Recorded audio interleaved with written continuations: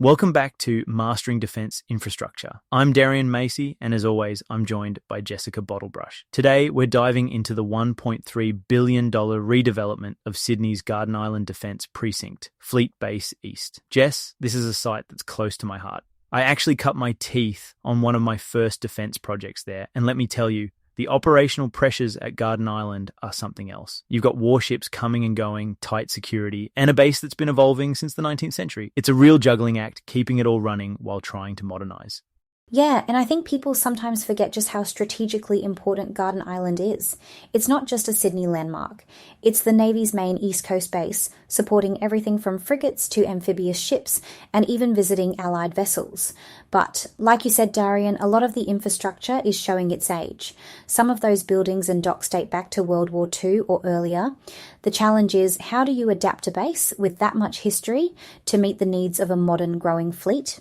Exactly. And it's not just about patching things up. The Navy's requirements are changing. Bigger ships, more advanced tech, more personnel. I remember back in the day, we'd have to coordinate dockings around maintenance windows. And sometimes you'd be working in facilities that honestly were well past their use by date. The pressure to keep operations going while upgrading is intense.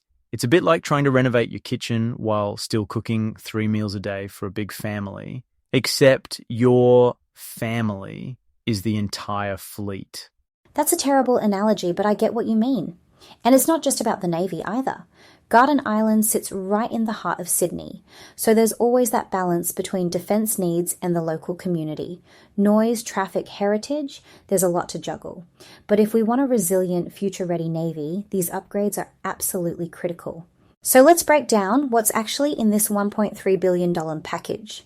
The headline act is the Captain Cook Graving Dock. It's the only dry dock of its size on the East Coast, and it's essential for maintaining the Navy's largest ships. The plan is to refurbish and modernise it. Think structural remediation, new pumping and power systems, and better safety features. That's a massive job, and it has to be done while keeping the dock operational as much as possible. Yeah, and it's not just the dock. There's a whole suite of wharf upgrades, some of which have already started under earlier programs, but now they're ramping up. We're talking about refurbishing the eastern docks, west dock, and making sure there's enough berthing capacity for all the new and planned vessels. That means extending or realigning wharves, updating fuel, power, and water services. It's a big logistical puzzle, especially when you've got ships coming and going 24/7. And then you've got the new and upgraded support facilities, admin buildings, workshops, warehousing, training spaces. The idea is to consolidate functions into more flexible, multi-purpose buildings. It's about making the base more efficient and honestly, more livable for the people who work there. But here's the kicker, doing all this work while the base stays fully operational. I mean, you can't just shut down Fleet Base East for a year or two. Every bit of construction has to be staged around Navy schedules. You might have to reschedule a major concrete pour, because a ship is coming in unexpectedly. It's a constant dance between construction and operations, and it takes a lot of coordination between defence, contractors, and the Navy itself. And that's where early contractor involvement really comes into play, right? Getting the builders in during the design phase so they can help plan around those operational constraints. It's not just about building stuff, it's about making sure the Navy can keep doing its job every single day. Let's talk about HMAS Cotable for a second. That's the accommodation and admin side of Fleet Base East, over on Potts Point. The redevelopment there is a big part of the overall upgrade. New living quarters, dining and recreation facilities, medical and training centres, and better security infrastructure. It's all about supporting a bigger defence workforce and making sure personnel have what they need on site. Yeah, and I think sometimes the people side of these projects gets overlooked. When you're redeveloping a base, you're not just building for the Navy, you're building for the community that lives and works there. I've seen firsthand how new accommodation and recreation spaces can boost morale. When people have decent places to live, eat, and unwind, it makes a huge difference to well-being and retention. Absolutely. I worked on a project up north where we replaced some pretty tired old barracks with new modern accommodation.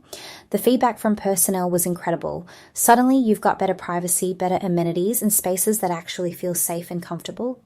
It's not just about ticking boxes for compliance. It's about creating an environment where people can thrive, even when they're away from home for months at a time. And the new facilities at Kudabul are designed with that in mind. Safety, accessibility, sustainability. It's a big step up from the old days, and it's essential if we want to attract and retain the best people in defence. I mean, you can have all the high-tech ships you want, but if your people aren't looked after, the whole system falls down. Now, let's shift across the harbour to Chowder Bay. This is where the defence fuel installation is getting a major upgrade. New tanks with a 20 million litre capacity, modern pumping and distribution systems, and a whole raft of environmental safeguards. It's a critical part of the logistics chain for Fleet Base East. Yeah, and the environmental side of this is huge. Chowder Bay is right on Sydney Harbour, next to National Parkland, so there's a lot of scrutiny. The new tanks will have double walls or improved bunding to prevent leaks, and there'll be automatic leak detection, pressure monitoring, and emergency shutdown systems. Plus, any old infrastructure with contaminants, like asbestos or old pipework, will be safely removed. It's a big step up in terms of safety and environmental compliance.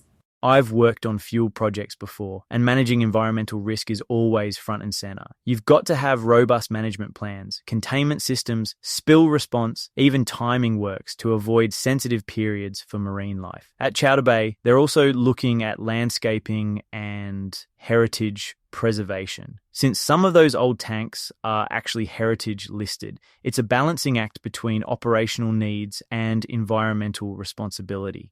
And that's the challenge for defence, isn't it? You need enough fuel on hand to keep the fleet running, but you can't compromise the environment. I think the approach at Chowder Bay, modern infrastructure, strong safeguards, and a focus on compliance, sets a good example for how defence can meet both goals. So how's all this going to roll out? The Garden Island redevelopment is a decade-long program with staged approvals and ongoing design work through 2025 and 2026. Major construction is expected to start around 2026 or 2027 and run through to 2036. It's all about phasing, tackling high-priority stuff like wharf and fuel upgrades first, then moving on to less urgent components. Yeah, and the procurement strategy is pretty flexible. Defence is using a mix of models: competitive early contractor involvement for the tricky bits, managing contractor arrangements for complex works, and traditional head contracts for more straightforward jobs. That flexibility lets them tailor the approach to each package, which is smart when you're dealing with such a complex live environment. But with phased delivery, there are always risks. You've got to keep the program coordinated, make sure nothing falls through the cracks, and manage the interfaces between different contractors and work packages. On the flip side, it means you can learn from early stages and apply those lessons as you go. It's a bit like what we talked about in the AUKUS episode, long-term planning, but with the agility to adapt as things change. Exactly. And with GHD as the PMO, there's a strong focus on risk allocation and keeping naval operations running smoothly. It's a big opportunity for industry, but you've got to be ready for the complexity and the need to work collaboratively with defence and other stakeholders. Let's talk about the special requirements that come with defence projects like this: security clearances, Indigenous participation, sustainability, heritage, the whole lot. For Garden Island and Chowder Bay, these aren't just nice to haves, they're core to the procurement process. If you can't meet the information security standards, you're out. If you don't have a plan for Indigenous engagement, you're not competitive. Yeah, and I've seen firsthand how meaningful Indigenous engagement can make a difference. On a project I worked on in the top end, we partnered with local Indigenous businesses for landscaping and site works. Not only did it help us meet our procurement targets, but it also built real relationships and left a positive legacy in the community. It's not just about ticking a box, it's about genuine participation and opportunity. And then there's sustainability, energy-efficient buildings, waste reduction, environmental management plans. Plus, you've got to respect the heritage of the site, especially at a place like Garden Island with so much history. Community engagement is also key, since the base is right in the public eye. All of these requirements add complexity, but they're critical for Defence's reputation and for delivering projects that stand the test of time. It's a lot to juggle, but it's what sets defence projects apart. You need technical skill, but you also need to show you can deliver in a way that's inclusive, secure, and sustainable. That's what makes these projects so challenging and so rewarding. Before we wrap up, let's touch on the National Maritime Infrastructure Maintenance Program, the NMIMP. This is a nationwide shift from reactive repairs to a proactive, programmatic approach to maintaining naval infrastructure. Instead of waiting for things to break, Defence is investing in planned maintenance and upgrades to keep everything in the green. Yeah, and the get well and stay well approach is a real game changer. Get well is about big remediation projects, like the HMS Sterling low-level bridge repair over in WA. That was a classic case. The bridge was corroding, and instead of waiting for a failure, they did a full structural repair, added cathodic protection, and even used an innovative adjustable access system to work with the tides. It was finished on time and on budget. And it's now a model for how to do this kind of work across the country. And then Stay Well is all about ongoing inspections, minor repairs, and preventative maintenance. It's a smarter way to manage assets. Less disruption, lower long-term costs, and fewer nasty surprises.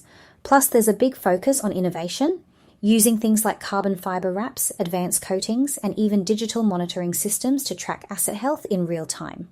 It's opening up new opportunities and skills in the industry too. Marine construction, corrosion management, digital asset management, these are all growth areas. And for defence, it means a more resilient, reliable infrastructure backbone to support the fleet now and into the future. It's a big shift, but it's the way forward. And I think the lessons from projects like Sterling are going to shape how we approach maintenance and innovation across the defence estate for years to come. Absolutely. And that's a good note to end on. Thanks for joining us for this deep dive into Garden Island and maritime maintenance. Jess, always a pleasure. Thanks, Darian, and thanks to everyone listening. Don't forget to subscribe, and we'll see you next time as we keep unpacking the big themes shaping Australia's defence infrastructure. Catch you soon.